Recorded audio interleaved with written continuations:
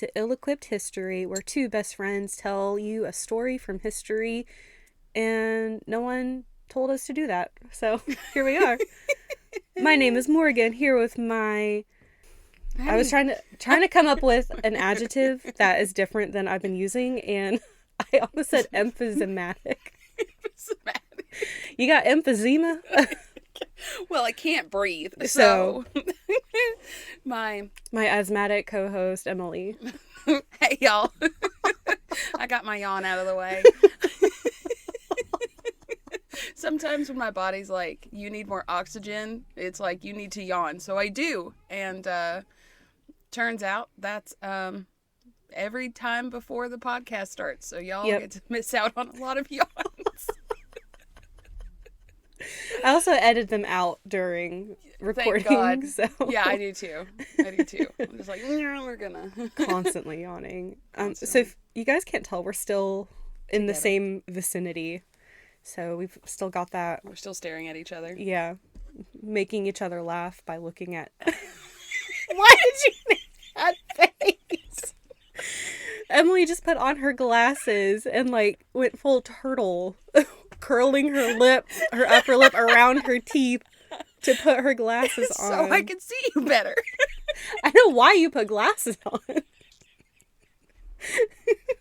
Does your mouth have to help you do that too? You should see me put on mascara. Ridiculous.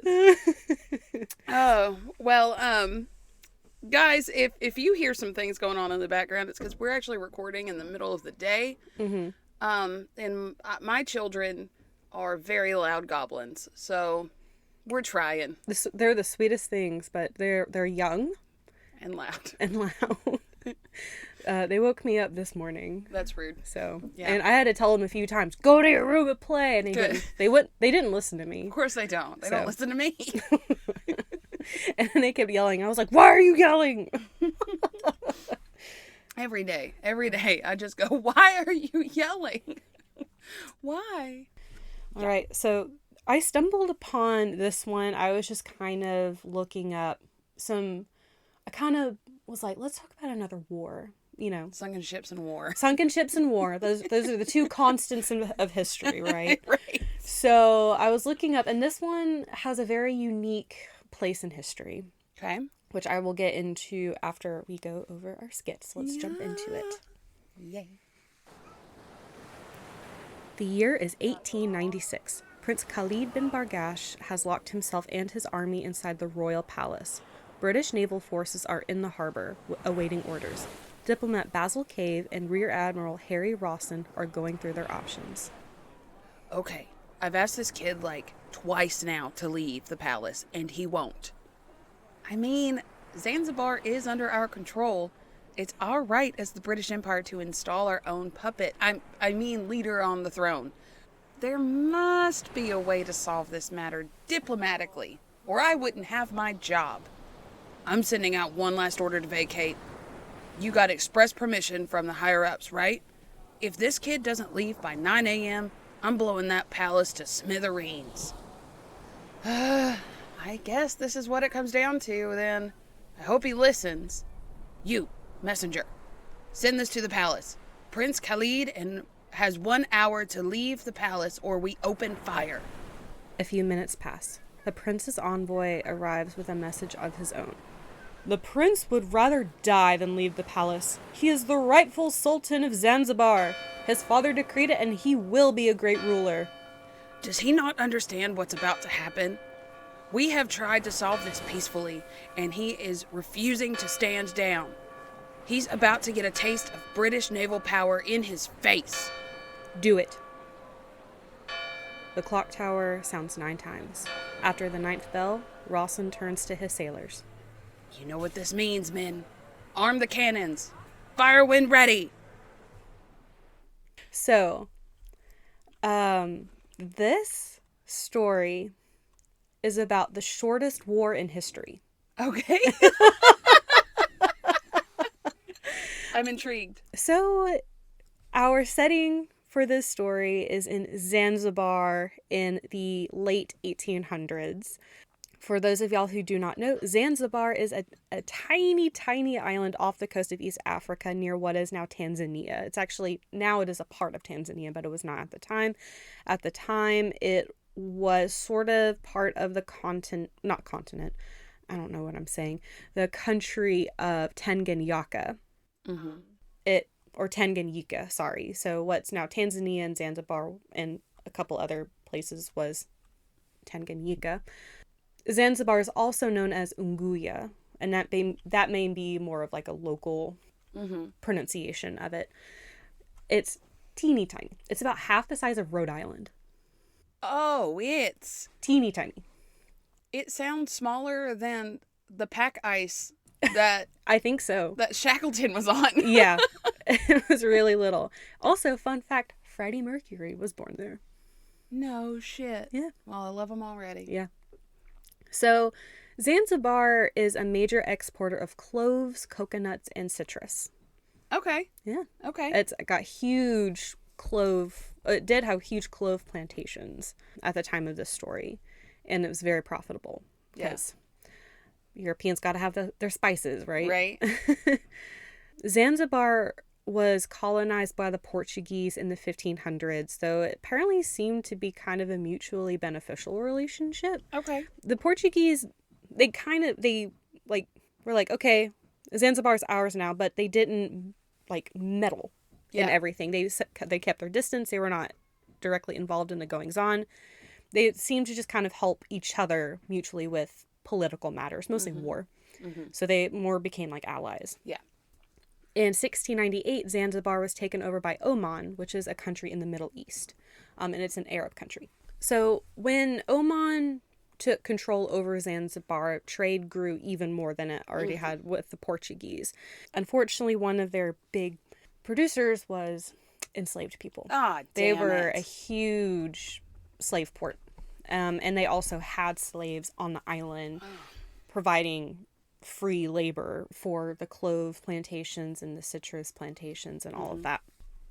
This was a major trade port, especially for enslaved people, and from Zanzibar, enslaved people went out to the southern U.S., the Caribbean, India, the Middle East, and within Zanzibar itself, like I said.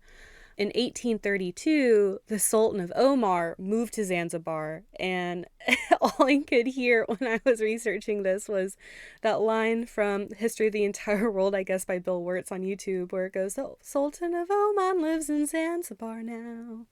That's just where he lives. There was a reason why. It was because he wanted to be closer to all of the commerce and trade that was happening in Zanzibar. That makes sense. And also around this time, a lot of Indians were coming into Zanzibar as well. And at this time, India was being colonized by the British. And so when Indians were coming in, that got the attention of the British Empire. Right. Like, wow, this is a super prosperous trade route. Yeah. Dollar signs or pound signs. Yeah. So the Leave British... it to the British to just yank something that's someone else's. Just meddle. This entire story happened because the British meddled. And another thing about this story is that there's not really one right side and one wrong side. Right. They both had like justifiable motivations. Modifications? I almost said, listen, my brain is not functional anymore at all. Yeah, that's okay. Motivations.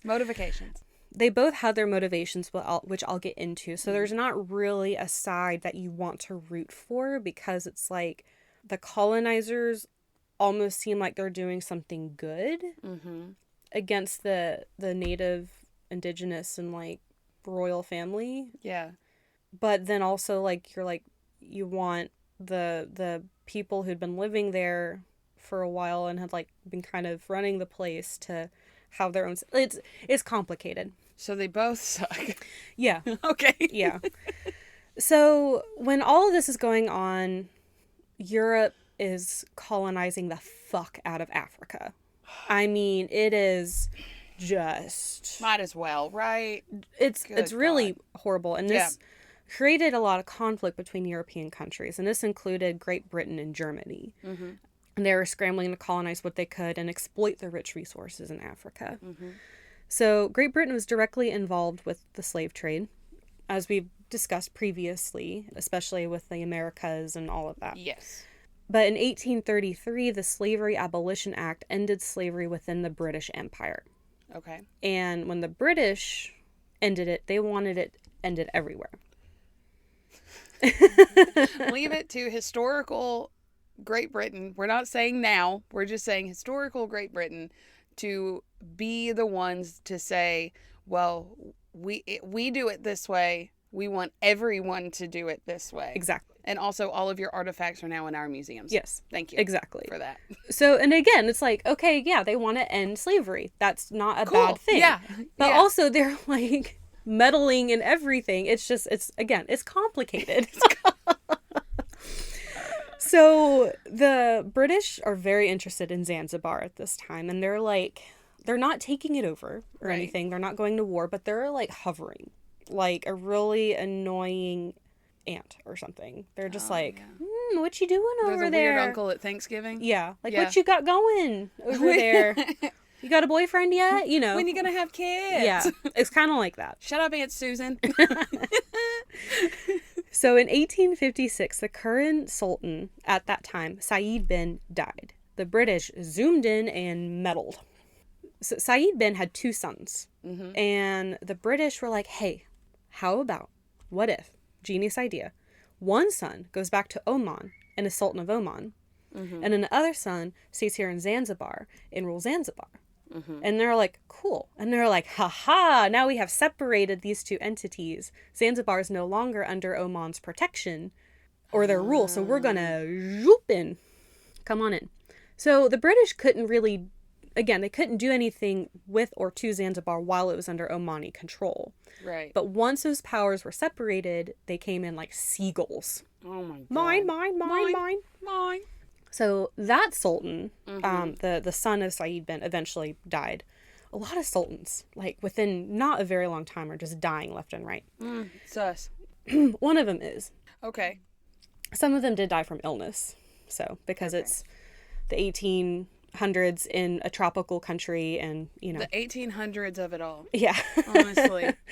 So, when that sultan died, the British put a pro-British supporter on the throne as sultan, and his name was Barghash bin Sayyid. He followed their policies and he abolished the slave trade in Zanzibar. Okay. But he did not end slavery in Zanzibar, just the trade. Oh, so whoever was already a slave there was still a slave. Yes. And Great Britain was not a fan of this because they were like, no, we want to abolish completely. But again, Zanzibar, and this is not justifying what was going on, but Zanzibar and like the wealthy of Zanzibar really relied on that free labor to So of course they would produce want it. their Yeah. crops and their exports and stuff. So at the same time that all of this is going on within Zanzibar, Germany and Great Britain signed the Heligoland-Zanzibar Treaty. And this divided Tanzania and Zanzibar. So Germany got Tanzania, which is on the African continent, and Great Britain got Zanzibar.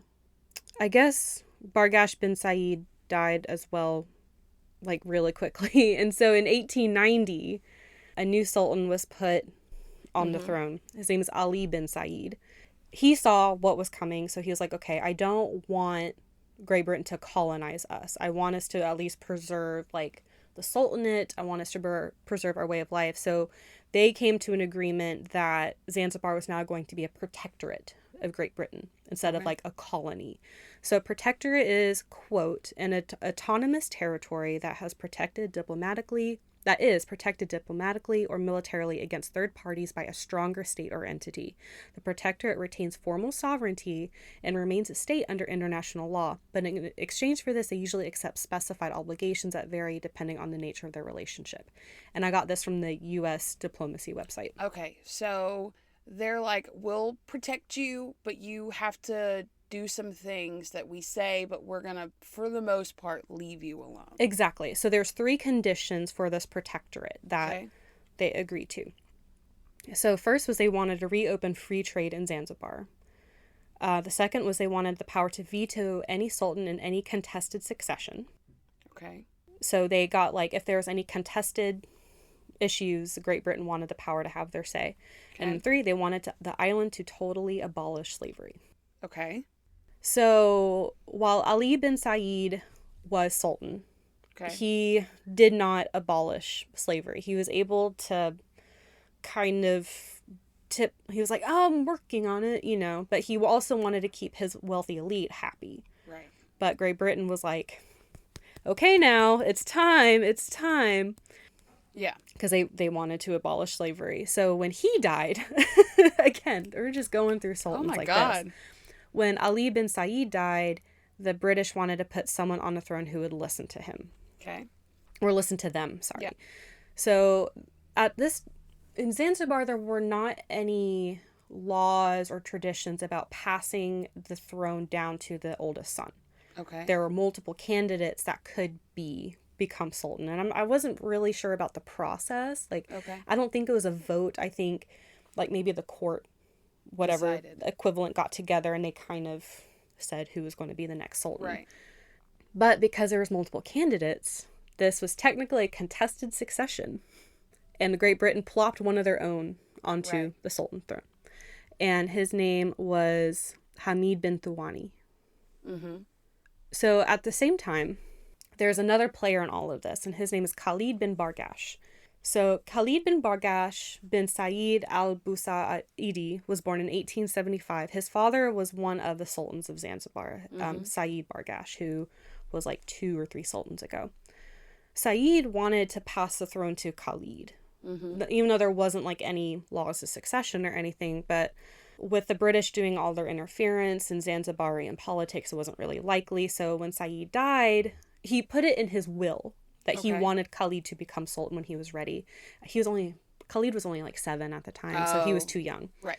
When Sayyid died in 1888, so yeah, 2 years prior to all the stuff going on with the treaty, the British and the Germans both appointed Sayyid Khalifa bin Sayyid as sultan, who was Khalid's uncle. Okay. And this royally pissed off Khalid. He was like, no, I'm supposed to be sultan even though I'm young. Yeah. But he was like, okay, you know what? I'm just gonna hang back. I'm gonna wait. Whatever. Yeah. So Khalifa died in 1890. And that's when Ali bin Sayyid was appointed sultan. And he's the one that agreed for the protectorate of Zanzibar. Mm-hmm. I did put pictures of some of the major players. Because they're all related, too. Of course they are. Like their uncles and cousins and brothers and all that. They look very similar. Yeah. Like their facial features and their bone structures and stuff. Like, you can tell. Yeah, they're all related. Of the same family, yeah. So yeah, again, like every 2 years or so, there's a new sultan. Yeah. And Khalid openly supported his uncle in this venture because he was trying to kind of gain more political support in the background. Okay. And he was still a teenager at this point. He's a smart teenager. Yeah. So in 1893, so 3 years after protectorate, Ali bin Sayyid died. Another death.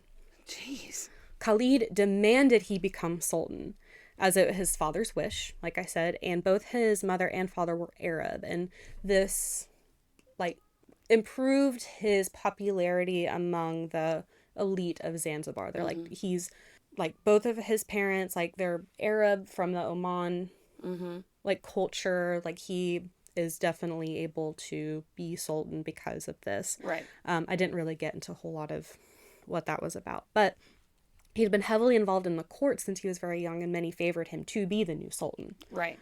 So the British had different plans, though, and ended up appointing Hamid bin Thuwani, who was a pro-British supporter after Ali bin Sayyid died.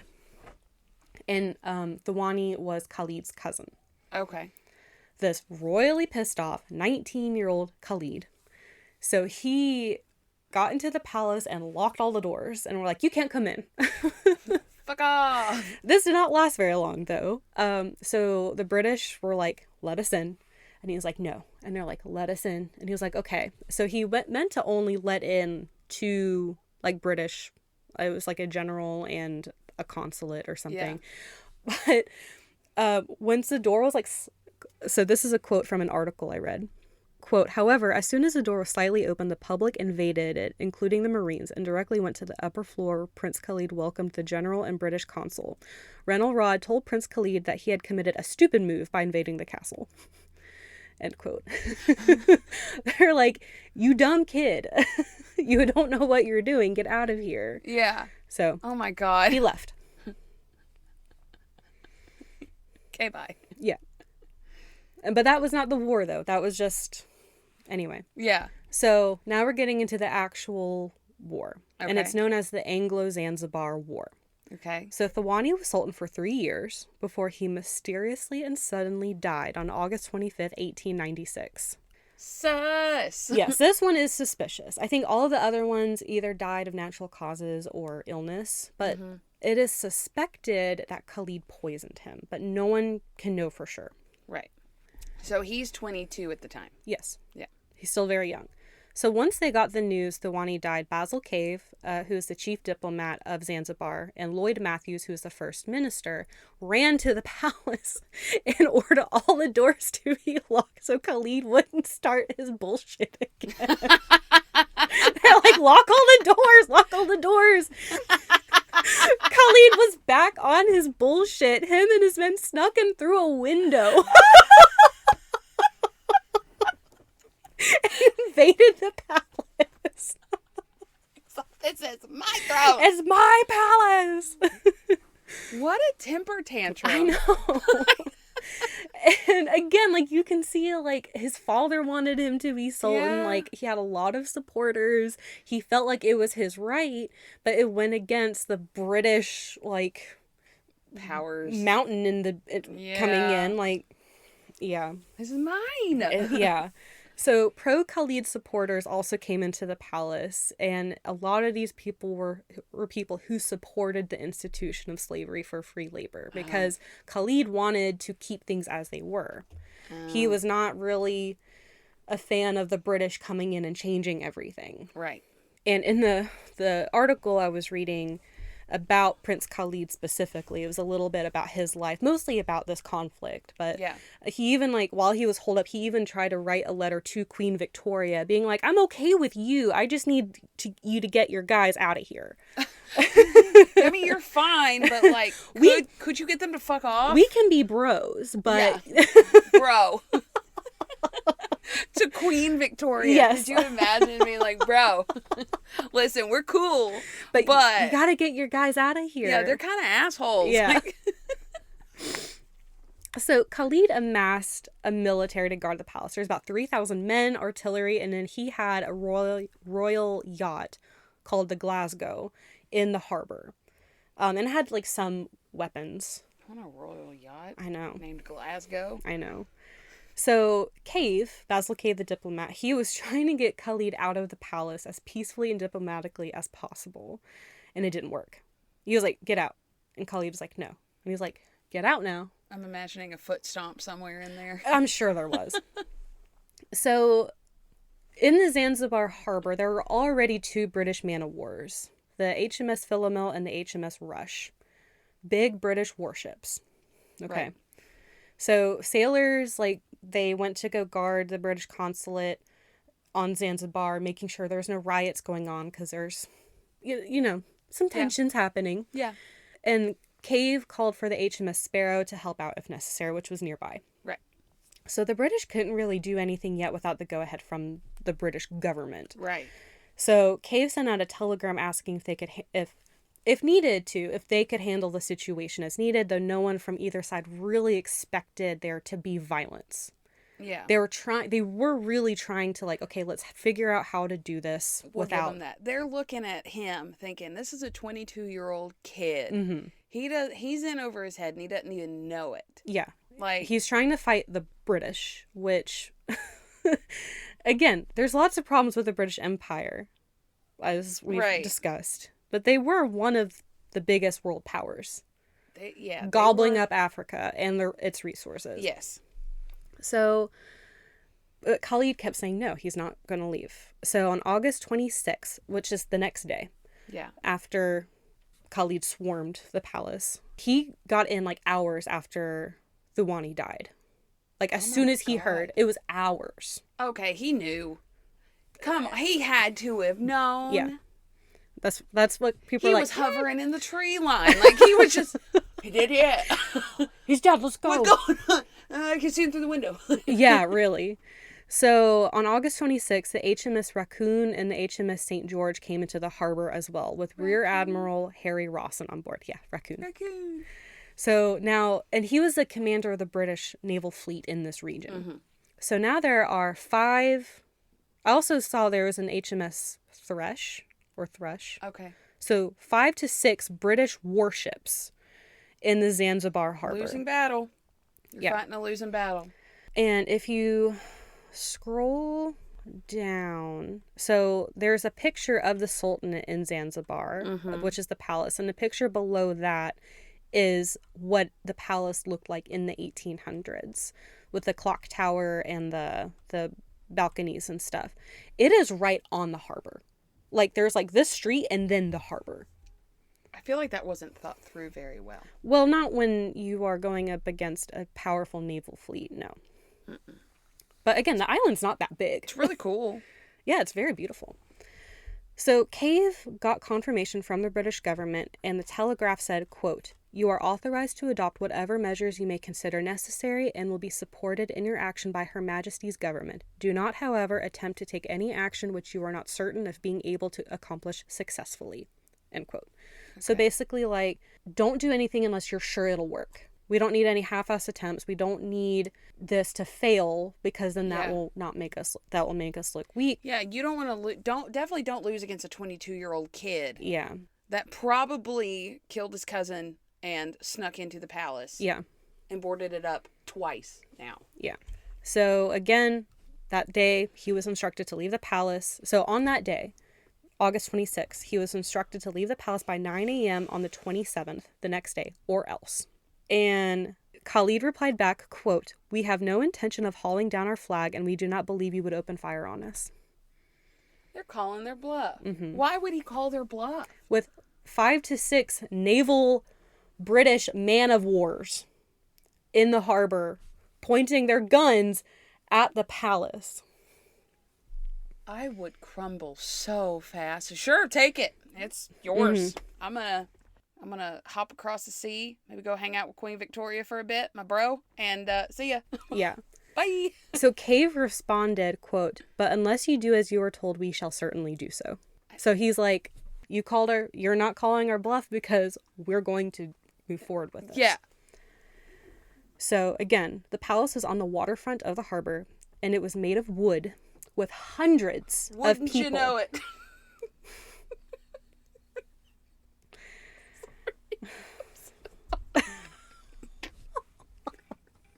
Okay, I'll quit. It's okay. There are hundreds of people inside this palace, okay? At 9 a.m., Rawson ordered a bombardment. And 9:02 a.m. is when the first shell hit the palace. It instantly disintegrated the clock tower. Oh my God. So now you have several man-of-wars firing artillery at this one palace at point-blank range. If you scroll down... I'm looking at the two compared. I'm going to move this one from the bottom up. Okay. So I can, like... Yeah.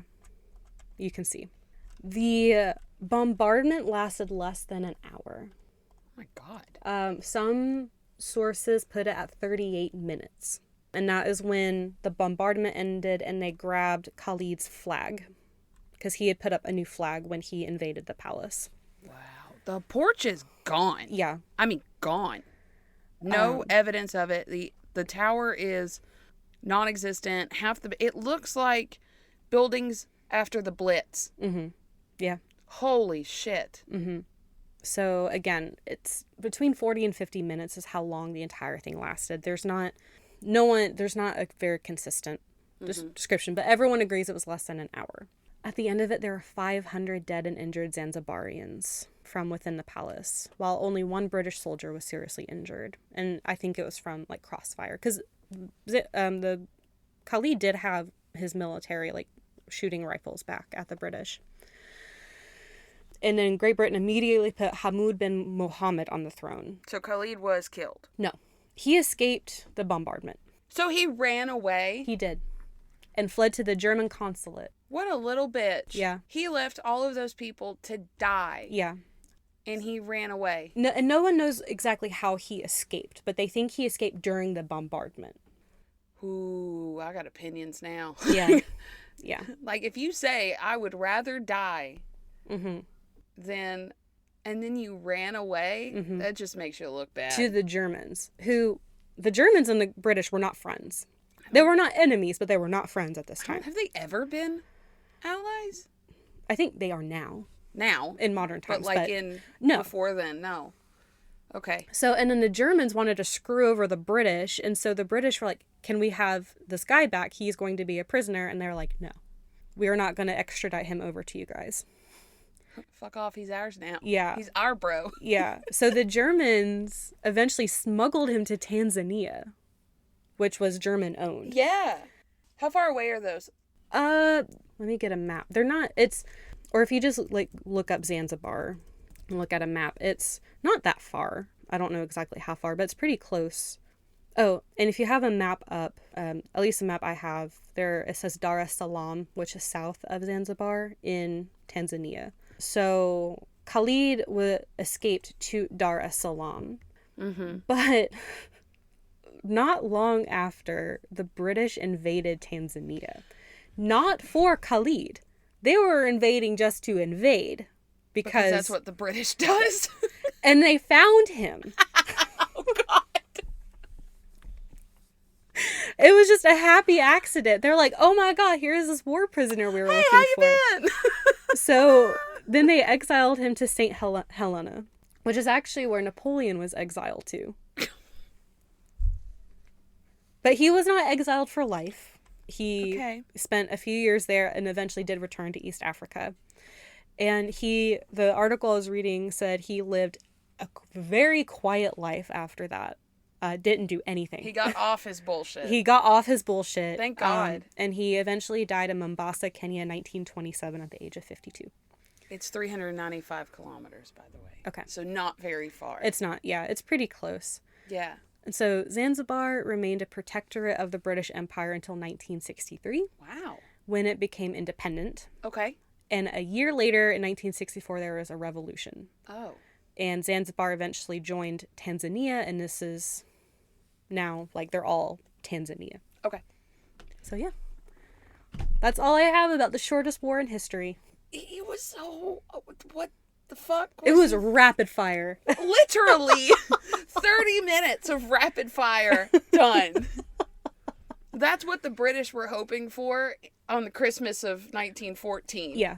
They were like, let's just wrap this up real fast. Yeah, but they weren't going up against a German like empire. Yeah. They were going up against like a really tiny palace. They're going up against a college-aged kid. Yeah.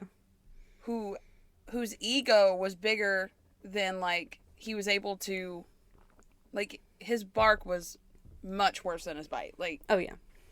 So yeah. Holy shit. Just can't get over him. For one, the first time throwing a temper tantrum and locking himself into the palace. But then letting them in, and they're like, get out, and he was like, okay. Fine.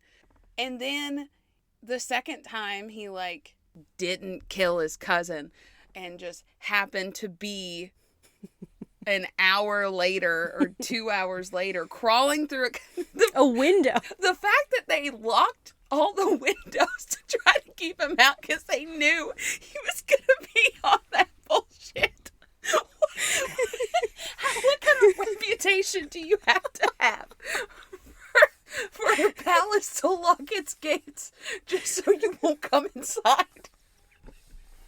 I'm just imagining these two, like, super proper British guys, like, booking it to the palace, like, lock all the doors! Lock all what the happened? doors! The Sultan died! Khalid's coming! Khalid's coming! We don't want him to get back in here! And then he's like dressed like a ninja coming through the window. Oh, and I forgot to say, I skipped over it, or maybe I did. I did What? say it, that when they put Hamoud bin Mohammed on the throne, and he did abolish slavery on Yes. Zanzibar. Yes. So once he was on the throne, the British were like, okay, we're happy now. We got everything we want. So had Khalid just wanted to do what the British wanted, he could have had it. Yeah. Really. But he didn't want But to do he that. didn't want to abolish the slavery completely. Do you hear? Wow. Y'all heard that. That was my daughter. Wow. So yeah, he was just like, I want it my way. And I would rather die than... What a statement. What a bold statement for someone who ran away. Yeah. And I wasn't there. I don't know if he just like woke up after the bombardment and was just happened to be alive and then escaped somehow. Yeah. I don't know that. But he was throwing a temper tantrum, so And got 500 of his own people killed or injured. I wouldn't want him as a leader anyway if he was going to be that reckless with other human lives. Right. Like, I just don't think he would have been a good leader. I also am glad that he calmed the fuck down in his later years. Yeah, he was like, all right, I learned my lesson. I'm just going to hang out and live the rest of my fight life. The British. Yeah. Also, I like how Germany was like, you Really? can't have him. I was like, oh my God, all these people are in high school. If I've learned anything from this podcast, from doing this for the past 6 months, if I've learned anything, it's that anyone in power turns into a mean girl, turns into a petty high schooler who's like, I don't want to do this. I want the power. Fuck you. I'm gonna steal your boyfriend. Like, that's, like, literally, it's that kind of energy that they're bringing. They're like, no, he's mine now. Yeah. He is our guy. You can't have him. You look awfully happy over there, but it would be a shame if somebody came and fucked it up for you. Like, that kind of vibe. Everyone. Oh, man. They do say power corrupts. I just didn't know it was going to be in the most petty way possible. Oh, my God. Can we at least be adults about it? No. And it's ironic because all these people are like grown-ass men that are like, we have superior decision-making abilities. They don't. They don't. Grown-ass men can be super petty. Truly.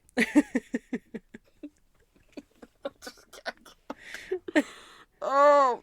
All right. This is... I'm telling you, this is why we need, like, people, like, normal people who are super busy to be in power. They don't have time for this bullshit. They're like, I got laundry to wash. I got dishes to do. I got to cook dinner.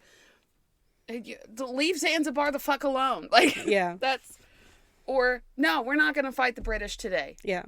I got to take the kids to school. Yeah. And again, it's complicated, too, because it's like, there's not really a side that is more right or more wrong. Right. It's like, what the British did in the end was, like, better because they did abolish the slavery. But also, you don't like that because, like, you were really meddly. Very, like, that wasn't your business. Right. But also, like, good. Thank you for that. Again, it's complicated. God, I didn't know I was going to have so many weird complications about this short-ass war. Yeah. You're welcome. Who knows? Okay. Yeah, that went well. It was a nice little nugget episode there, especially short episode. Short episode. Not a lot. And I try to, like, find more, like, background and context and stuff, but I mean, Zanzibar already has a really long history, and I, again, wanted to keep it relevant to our topic, but,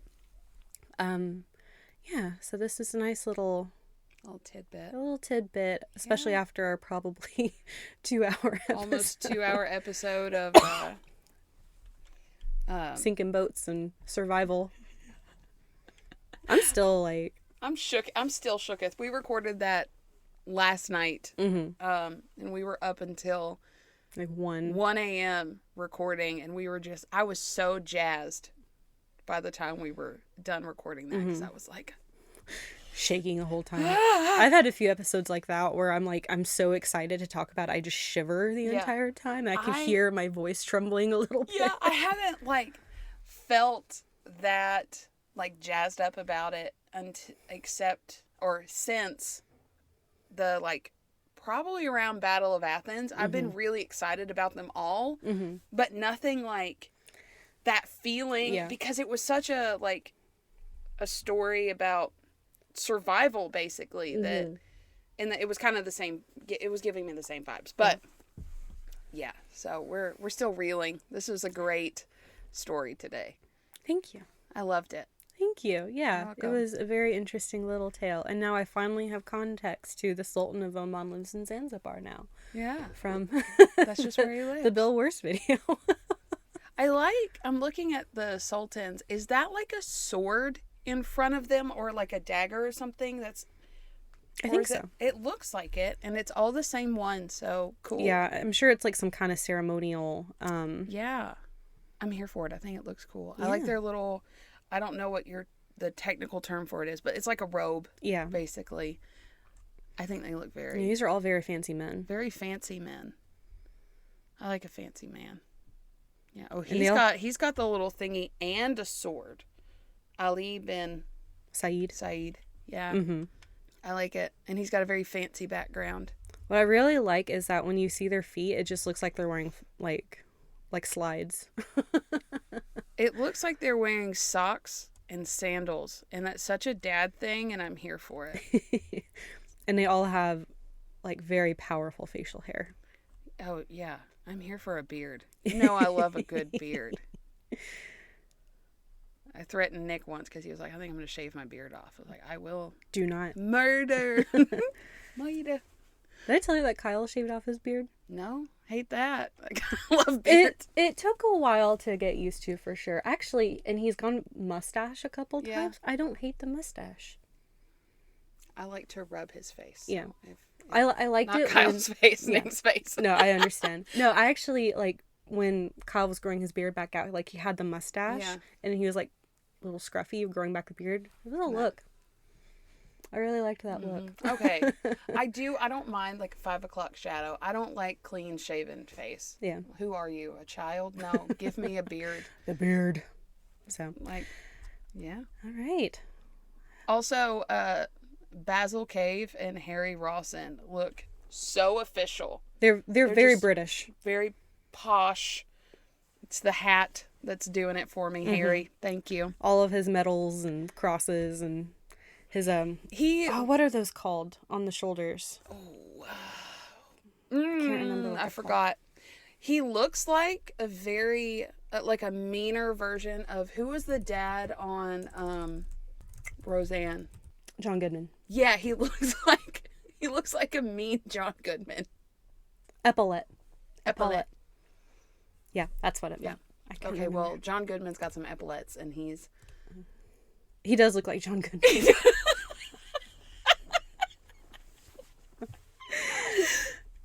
You're welcome for that.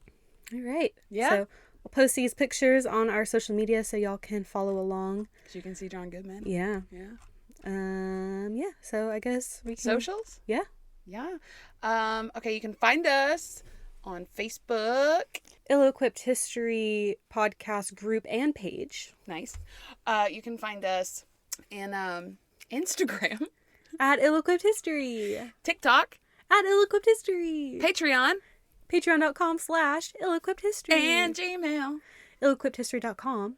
No, ill-equippedhistory@gmail.com. Yeah. Ill-equipped.com. I was like, at history. At Gmail. I don't know. Okay, so if you've got an opinion and this is the hill you want to die on, please just make sure that it's not against the British. Yeah. Mm-hmm. Yeah. Sometimes it works, sometimes it doesn't.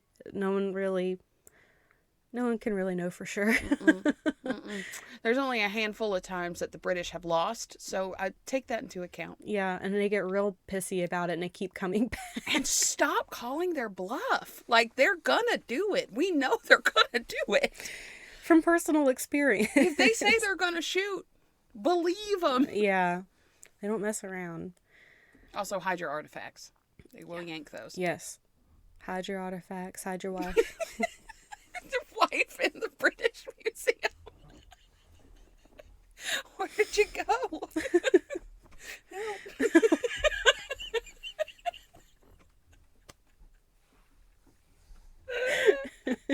Shouldn't be funny.